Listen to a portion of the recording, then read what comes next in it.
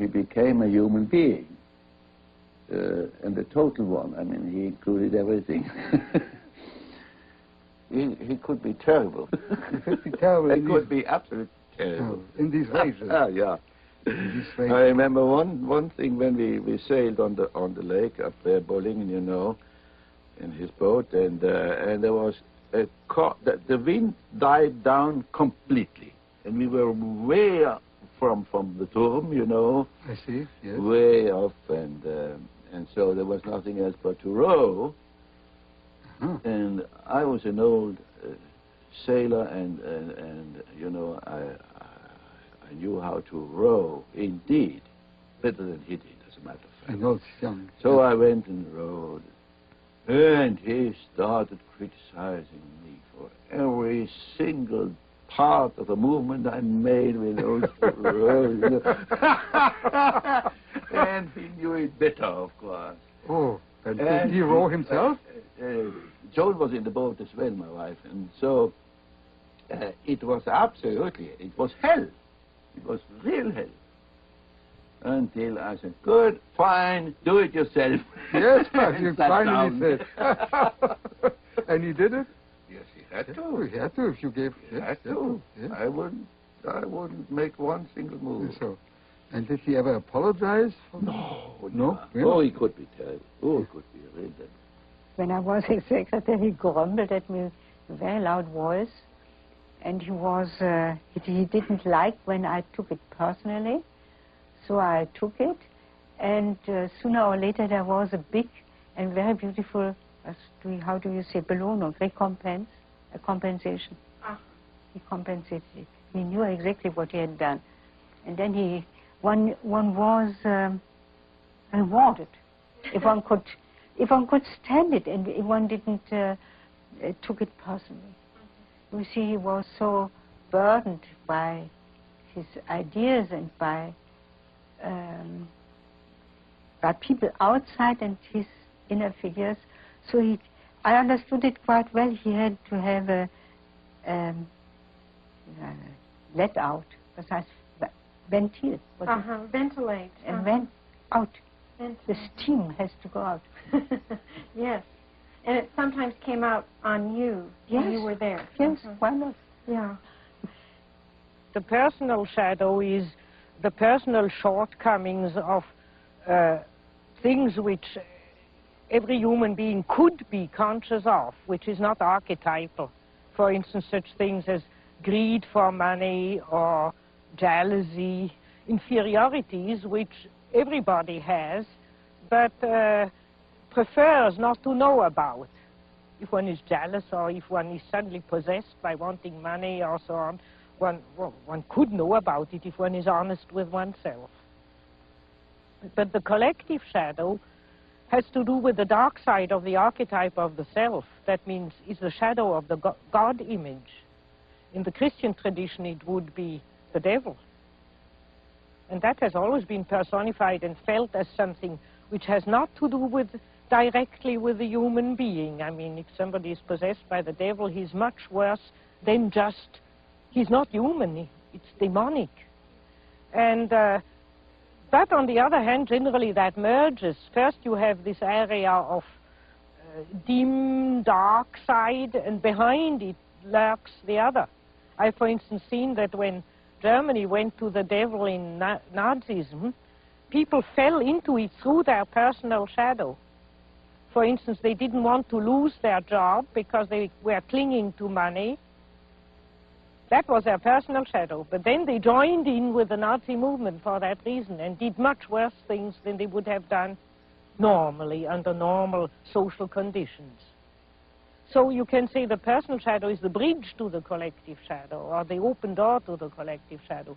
But the collective shadow comes up in those terrible mass psychoses. It's like if you have a room and there's one door not shut, and there the devil can come in. And if you know your personal shadow, you can shut all the doors.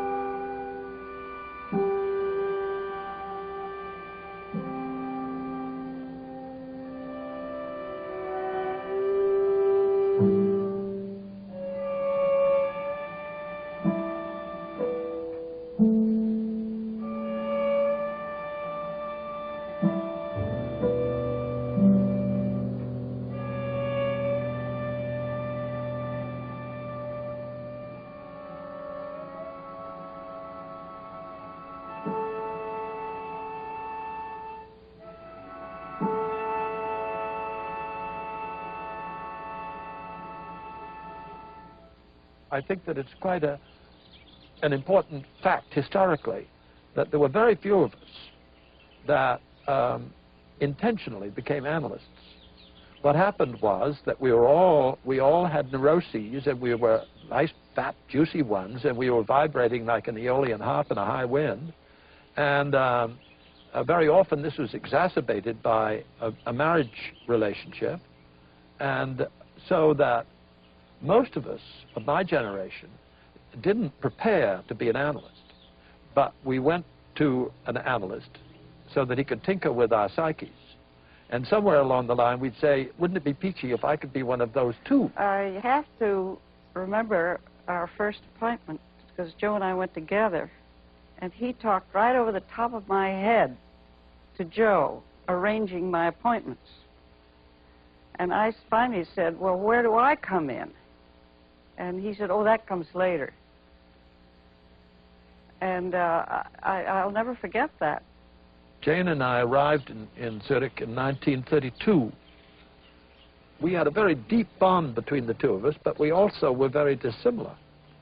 And so we got into horrendous clashes and crashes. We just were anxious to get a hold of something that would give us some tools to work with so that we could resolve these clashes. I was not so enamored of him at first. I thought the way he talked, no, it was his writing. Of course, it was very intuitive writing, and it wasn't my dish. And I kept thinking, who the hell does he think he is? You know, how do you know what he's saying? I mean, how does he know what he's saying is right? And I was really very resistant. It is almost a rule, but I don't want to make too many rules with it, in order not to be schematic, that an introvert marries an extrovert for compensation, or another type marries the counter type to complement himself. I thought, well, he's just talking through his hat, and I just can't go for that stuff. Until I got in trouble and had him head on, and then, my God, he just made all kinds of sense. I liked his opening comment. He said, oh, so you're in the soup too. I like the two. Yeah.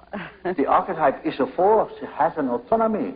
It can suddenly seize you. It is like a seizure. Yes.